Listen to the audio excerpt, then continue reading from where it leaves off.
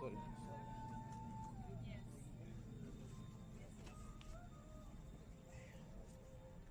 يتم أن تزيد الطائرة بالوقود لرجع خارجين حين يبقى أحزمة المقعد غير مربوطة. تذكروا بأنه يمنع التدخين واستعمال ولاعات السجائر وعودة اتخاذ أو السيجارة الإلكترونية في جميع أجزاء الطائرة بما في ذلك دورات المياه. شكرا.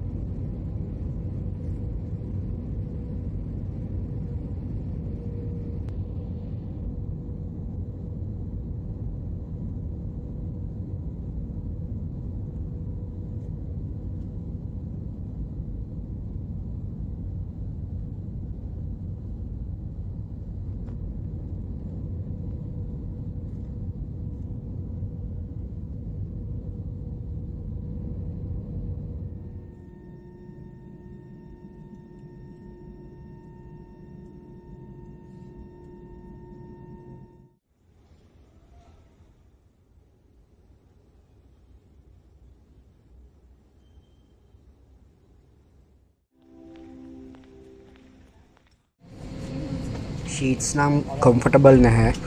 පැය 4ක ගමනකට නම් කොහොමත් කම්ෆර්ටබල් නැහැ. LODC එකේ සීට්ස් මීට වැඩිය හොඳට තියෙනවා.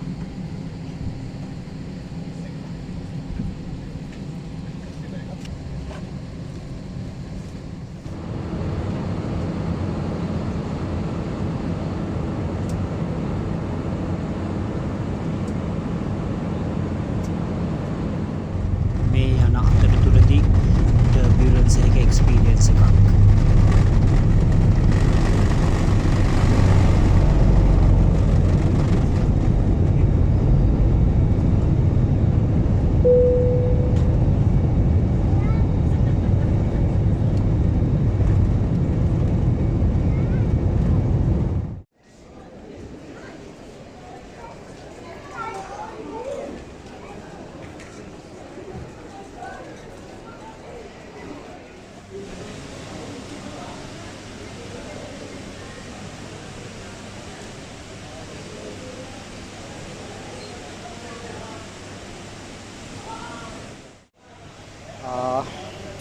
මට පොඩි ඉෂුව එකක් වුණා චෙක් ඉන් වෙනකොට.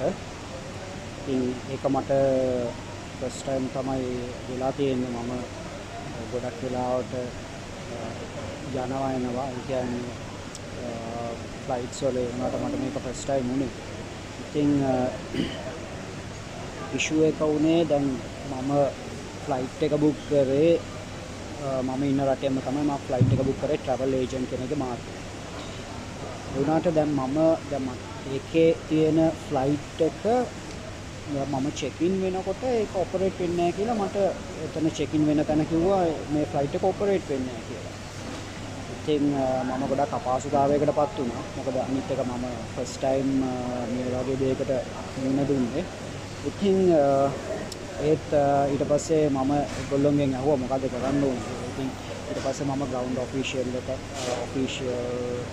එක කියන්නේ කියන්නේ එතන ඉන්න ඔෆිෂියල් ලත් එක කතා කරා මම. ඊට පස්සේ ඒගොල්ලෝ මට ඔප්ෂන් එකක් දුන්නා ශ්‍රී ලංකන් එයාර්ලයින්ස් ටිකටින් එකට කතා කරන්න කියලා. ඊට පස්සේ මම එතනට ගියා. ඊට පස්සේ මම ආපහු එයාපෝට් එකෙන් එළියට ආවා. එයාපෝට් එකෙන් එළියට ඇවිල්ලා ඊට පස්සේ මම ශ්‍රී ලංකන් එයාර්ලයින්ස් ටිකටින් ඒත් මට දැන් හිතනවා හොඳ වෙලාවට මම ශ්‍රී ලංකන් එයාර්ලයින්ස් දැම්මේ කියලා. මොකද අනිත් එක්ක මම යන ඩෙස්ටිනේෂන් එකත් එක්ක ඩෙස්ටිනේෂන් එකයි ශ්‍රී ලංකන් එයාර්ලයින්ස් තියෙන හින්දා මට ඉක්මනට කියන්නේ ගොඩක් මේ කියන්නේ ඇසිස්ටන්ට් එකක් ගන්න පුළුවන් වුණා. මට උදව්වක් ගන්න පුළුවන් වුණා. ඉතින් ඒ පැත්තේ මම ශ්‍රී ලංකන් එයාර්ලයින්ස් එකට මම ගොඩක් ස්තුති වෙනවා මම. මොකද මේ වගේ අපහසුතාවයක් වුණොත් ඊට පස්සේ ඩේට්ස් චේන්ජ් අනිත් එක ඩෙස්ටිනේෂන් එකත් එක්ක ඩේට්ස් චේන්ජ් වෙනවා. විශේෂයෙන් ඔයා බිස්නස් මොකක් හරි ට්‍රිප් එකක් කරනවා නම් ඉතින් අනිවාර්යයෙන්ම ඒක ඉම්පෝටන්ට් අනිවාර්යයෙන්ම ටයිම් එක ඩේට් එක අනිවාර්යයෙන්ම ඉම්පෝටන්ට් වෙන නිසා. ඉතින් මම ගියාම මට ඊළඟට තිබ්බ ෆ්ලයිට් එක මට ඒගොල්ලෝ බුක් කරලා දුන්නා. ඉතින් කිසිම charge එකක් උනේ නෑ. මම හිතුවේ මට ඊට පස්සේ චෙක් ඉන් කරන තැන කිව්වා විදියට charge වෙයි කියලා. මමත් හිතුවේ මට charge වෙයි කියලා. ඒ වුණාට මට charge උන්නේ නෑ. ඉතින් ඒක ගොඩක් මට කියන්නේ ලොකු සපෝට් එකක් වුණා. ඉතින් ඒක මම දන්නේ කාගේද මෙතන වැරද්ද මෙතන ශ්‍රී ලංකන් එයාර්ලයින් එකද නැත්නම් ටිකටින් ඒජන්ට් ගෙද කියලා. මම ගොඩක් දුරට හිතන්නේ ඒජන්ට්ගේ තමයි මෙතන වැරද්ද තියෙන්නේ. මොකද අනිවාර්යයෙන්ම ඒ වගේ ෆ්ලයිට් එක මොකද හැබැයි මෙහෙම දෙයක් තියෙනවා. මම ආවේ ඒ ෆ්ලයිට් එකේ ඒ නම්බර් එකටම ඒ කෝඩ් නම්බර් එකටම තියෙන මේ ෆ්ලයිට් එකේ තමයි මම එනකොට ආවේ. ඉතින් මම ආපහු දැන් මම ලංකාවෙන් යනවා මම. ඉතින් ඒ නිසා මේ දැන් එතන කියපු විදිහට ආයි ෆ්ලයිට් එකක් ඔපරේට් කරන්නෙම නැහැ කියලා කිව්වා මට. හරිද? ඒ ෆ්ලයිට් එක ඔපරේට් වෙන්නේ නැහැ කියලා කිව්වා. ඉතින් මෙතන කාගේද මිස්ටේක් එක කියලා අනිවාර්යයෙන්ම ඒ වගේ දෙයක් තියෙනවා නම් අනිවාර්යයෙන්ම ඉන්ෆෝම් කරනවානේ. එයාලයින් එකක් සාමාන්‍යයෙන් වර්ල්ඩ් ක්ලාස් එයාලයින් එකක් එහෙම වුණාම අනිවාර්යයෙන්ම ඒජන්ට් ඉන්ෆෝම් කරනවා. එහෙම වුණාම ඒජන්ට් අපිට අප්ඩේට් එකක් දෙන්න ඕනේ. මෙතන ඒ වුණාට කාගේද මිස්ටේක් කියලා හරියටම කියන්න දන්නේ නැහැ. මේක අනිවාර්යයෙන්ම මේක වෙන්න ඕනේ. මොකද මේ වගේ එතකොට මේ වගේ වෙලාවක අපි පැසෙන්ජර් අපහසුතාවයක වැටෙනවනේ. ඉතින් මම මේක ඔයගොල්ලොත් එක්ක ෂෙයා කරේ ඔයගොල්ලන්ටත් මේ වගේ මොකක් හරි දෙයක් වුණොත් කලබල නැතුව කියන්නේ ඒක සොල්ව් කරගන්න විදිය. ඉතින් මට ඒක මගේ කියන්නේ එයාලයින් එකයි ඩෙස්ටිනේෂන් එකත් එක්ක ගොඩක් දුරට මට පහසු වුණා. නැත්තම් එයා වෙන රටකට වගේ යනවා නම් සාමාන්‍ය ලොකු අපහසුතාවයකට පත් වෙන්න පුළුවන් ඒ පැසෙන්ජර්. ඉතින් ඒ නිසා තමයි ඉතින් මම ඔයගොල්ලොත් එක්ක මේ වගේ ඉන්ෆෝමේෂන් එකක් ෂෙයා කරගත්තා. ඉතින් ඔයගොල්ලන්ට මේ ඉන්ෆෝමේෂන් එක සාමාන්‍ය ඕන් කියන්නේ ඉම්පෝර්ටන්ට් කියලා හිතුණු හින්දා තමයි මම ඔයගොල්ලොත් එක්ක මේ ඉන්ෆෝමේෂන් එක ෂෙයා කරේ.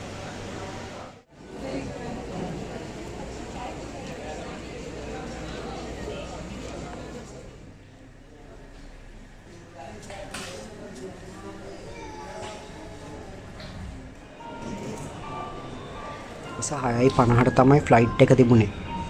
මට ආපු ඉෂුව එක නිසා මට යන්න උනේ ඒ ඩෙස්ටිනේෂන් එකට ඊළඟට තියෙන ෆ්ලයිට් එක. ඉතින් ඒක තිබුණා 10:50ට තමයි ඒ ෆ්ලයිට් එක තිබුණේ.